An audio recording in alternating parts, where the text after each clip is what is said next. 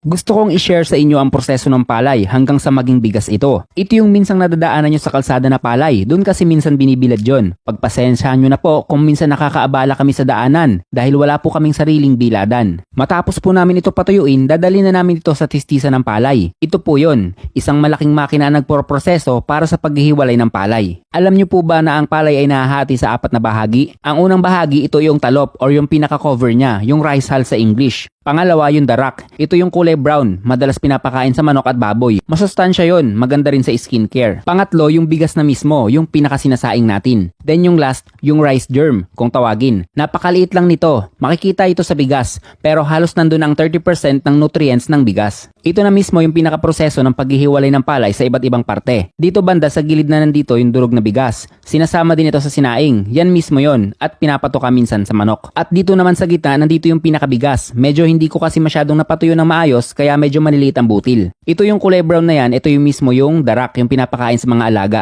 Dito hinuhulog yung palay sa malaking imbudo na ito at unti-unting nababa para tistisin. Masasabi kong mas masarap ang bagong ani na bigas at iba yung bango ng amoy niya. Hindi po talaga basta-basta ang proseso para makaproduce tayo ng palay. Kaya po nararapat lang na pahalagahan natin ang bawat butil na kinakain nating bigas. Sa mga butil na yan, nandyan ang biyaya na di natin inaasahan. At yan ay isang minutong dagdag kaalaman, galing sa isang magsasaka.